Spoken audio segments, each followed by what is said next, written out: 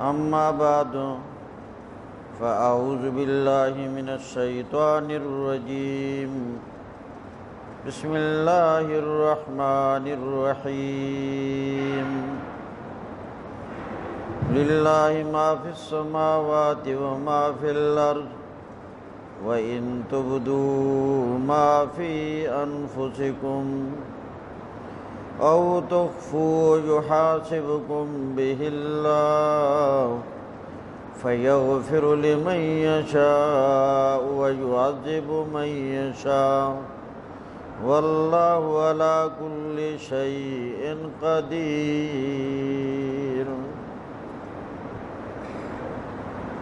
للہ ما فی السماوات، یہاں سے مسئلہ توحید کو بیان کیا گیا ہے کہ زمین و آسمان کی تمام چیزوں کا مالک اللہ ہے۔ للہ اللہ کے لیے ہے ما فی السماوات، جو کچھ آسمانوں میں ہے، وما فی الارض، اور جو کچھ زمین میں ہے، وَإِن تُبْدُوا مَا فِي أَنفُسِكُمْ، اگر تم ظاہر کرو جو تمہارے دلوں میں ہے، تبدو ظاہر کرنا، ما جو کچھ، فی انفسکم تمہارے دلوں میں ہے، وَإِن تُبْدُوا، اور اگر تم ظاہر کرو، ما فی انفسکم جو تمہارے دلوں میں ہے، او تخفوا، یا تم اسے چھپائے رکھو دلوں میں، ظاہر نہ کرو، یحاسبکم بہ اللہ، اللہ تعالیٰ حساب لے گا، فیغفر لمن یشاء، حساب لینے کے بعد پھر اللہ کی مرضی جس کو معاف کر دے اور جس سے اللہ انتقام لے، سزا دے، فیغفر لمن یشاء، معاف کرے اللہ جس کو چاہے، ویعذب من یشاء، اور سزا دے جس کو چاہے، واللہ علی کل شیء قدیر۔ آخری جملہ میں ضابطہ دلیل بیان کی گئی، اس لیے کہ اللہ ہر شے پر قادر ہے، اور ہر شے میں یہ بات بھی شامل ہے کہ اللہ کی مرضی جس کو معاف کرے، اللہ کی مرضی جس کو سزا دے۔ اس کے بعد سورہ بقرہ کی آخری دو آیتیں، رسول کریم صلی اللہ علیہ وسلم نے فرمایا کہ سورہ بقرہ کی آخری دو آیتیں یہ جنت کے خزانوں میں سے ہیں، جنت کے خزانوں میں سے ہیں۔ دوسری حدیث میں رسول کریم صلی اللہ علیہ وسلم نے فرمایا سورہ بقرہ کی آخری دو آیتیں یہ اللہ کے عرش کے خزانوں میں سے ہیں، یعنی اللہ کے عرش پر کچھ خزانے ہیں اور یہ بھی اللہ کے عرش کے خزانوں میں سے ہیں۔ اور ایک اور حدیث کے اندر ہے رسول کریم صلی اللہ علیہ وسلم نے فرمایا کہ اللہ تبارک و تعالی نے تمام مخلوقات کو، یہ انسان، جنات اور آسمان، زمین، ان کو پیدا کرنے سے پہلے آپ نے دست قدرت کے ساتھ،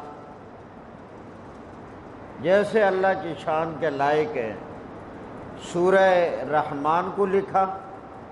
اور سورہ بقرہ کی آخری دو آیتوں کو لکھا۔ آمن الرسول،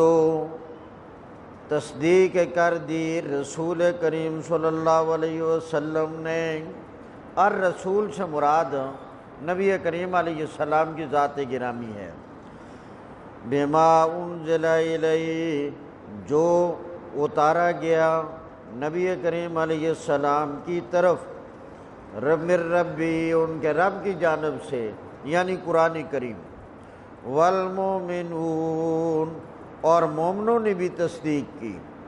کل آمن باللہ، سب کے سب ایمان لے آئے اللہ پر، وملائکتہ، اور اللہ کے فرشتوں پر، وکتبہ، اور اللہ کی کتابوں پر ایمان لے آئے،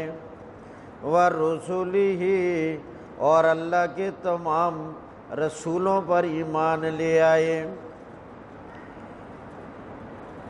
لا نفرق، اور مومنوں کا یہ قول ہے، لا نفرق، ہم فرق نہیں کرتے ایمان لانے میں، بین احد، کسی ایک کے درمیان، من رسولہ، اللہ کریم کے رسولوں میں سے، سارے رسولوں پر ہم ایمان لاتے ہیں، تمام کے تمام رسول برحق ہیں۔ وقالو، اور مومن یہ دعا بھی کرتے ہیں، سمعنا، ہم نے اللہ کے حکموں کو سن لیا،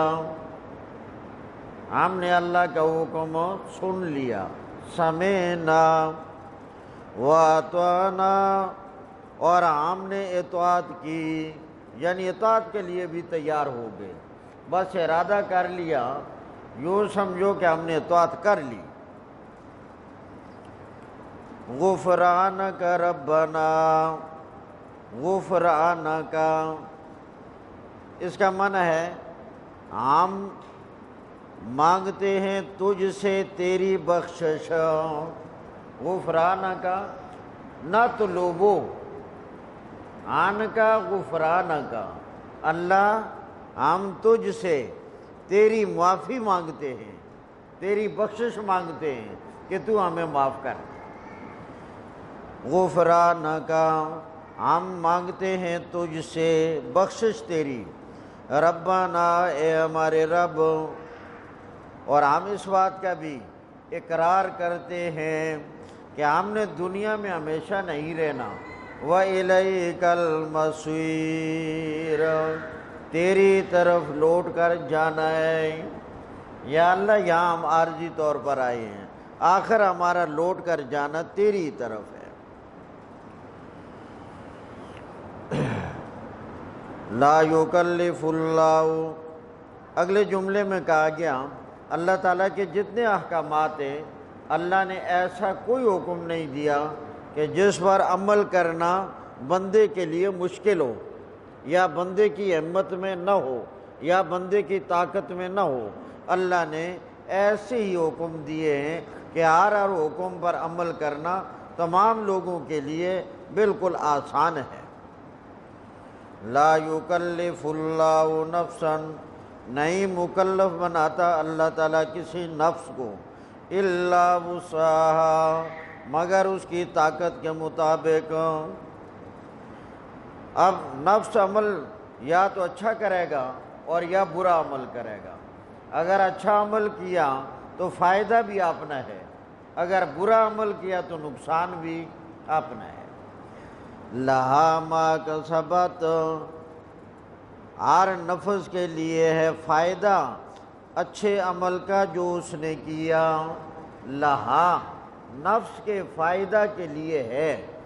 ما کسبت، جو اس نے اچھا عمل کیا، وعلیہا، اور وبال بھی نفس پر ہوگا، یہاں علا کا کلمہ وبال کے لیے ہے، وعلیہا، اور وبال بھی نفس پر ہوگا، مکتسبت، جو اس نے برا عمل کیا ہے۔ آخر میں پھر دعا ہے، ربنا، اے ہمارے رب، لا تؤاخذنا، تو ہماری گرفت نہ کر، تو ہمارا مواخذہ نہ کر، تو ہمیں نہ پکڑ، ان نسینا، اگر ہم بھول جائیں، اگر ہم سے بھول ہو جائے اللہ ہماری گرفت نہ کرنا، او اخطانا یا ہم سے خطا ہو جائے، بھول نہ ہو بلکہ کیا ہو جائے، خطا ہو جائے تو ہماری گرفت نہ کرنا۔ یہ بھول اور خطا، اس کا تھوڑا سا فرق واضح کرنے کے لیے عرض کرتا ہوں ایک مثال۔ ایک آدمی نے روزہ رکھا ہوا ہے، روزہ جانتے ہیں کہ نہیں؟ ہاں اگر نہیں جانتے تو 7 جون نو پتہ لگ جائے گا۔ ایک آدمی نے روزہ رکھا ہوا ہے اور وہ پانی دیکھتا ہے، اسے اپنا روزہ یاد ہی نہیں اور پانی پی گیا۔ دیکھنے والے نے دیکھا، کہا او بھائی روزہ نہیں ہے؟ او یار مینوں تو روزہ یاد ہی نہیں رہا۔ یہ ہے نسیان، مجھے روزہ یاد ہی نہیں رہا۔ اچھا، آپ نے روزہ رکھا ہوا ہے اور وضو کر رہے، کلی کر رہے، آپ کو معلوم ہے کہ میرا روزہ ہے، آپ کو یاد ہے کہ میرا روزہ ہے، اور آپ کا ارادہ پانی اندر داخل کرنے کا بالکل نہیں، مگر کلی کرتے ہوئے بے احتیاطی کے ساتھ پانی اندر چلا گیا، یہ ہے خطا۔ یہ کیا ہے؟ خطا۔ ربنا اے ہمارے رب، لا تؤاخذنا تو ہماری گرفت نہ کر، ان نسینا اگر ہم بھول جائیں، او اخطانا یا ہم سے خطا ہو جائے۔ ربنا اے ہمارے رب، ولا تحمل علینا نہ اٹھا تو ہم پر،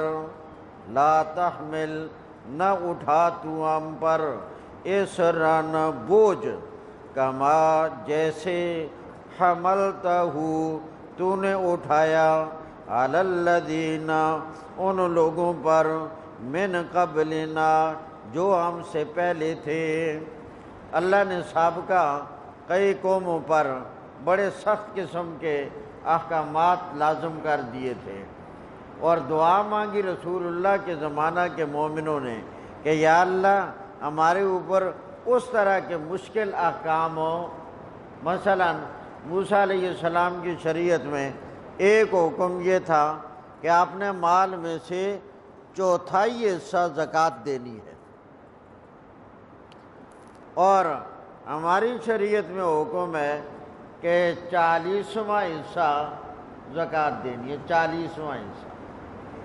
40واں روپیہ، یعنی 100 میں 2.5 روپے۔ اب ہمارے لیے 100 میں 2.5 اور موسیٰ علیہ السلام کی قوم میں 100 میں 25، تو فرق تو ہے نا۔ تو یہ دعا کی، ربنا اے ہمارے رب، ولا تحمل علینا نہ اٹھا ہم پر، اسرن بوجھ، کما حملتہ جس کو تو نے اٹھوا دیا، علی الذین من قبلنا ہم سے پہلے لوگوں پر۔ ربنا اے ہمارے رب، ولا تحملنا تو نہ اٹھوا ہم پر، ما لا طاقت لنا بہ جس کو ادا کرنے کی ہمارے اندر طاقت نہ ہو، واعف عنا یا اللہ ہمارے جرم معاف کر دے، واعف عنا اے اللہ ہمارے جرم معاف کر دے، واغفر لنا یا اللہ ہمیں بخش دے، ورحمنا اے اللہ ہم پر رحم فرما،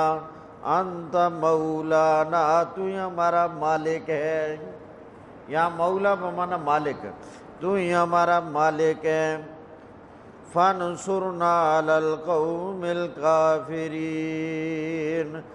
یا اللہ کافر قوم پر ہماری مدد فرما۔ نبی کریم علیہ السلام نے ارشاد فرمایا کہ جب انسان یہ دعا کرتا ہے تو اللہ کی جانب سے ہر دعا کے جواب میں کہا جاتا ہے قد فعلت،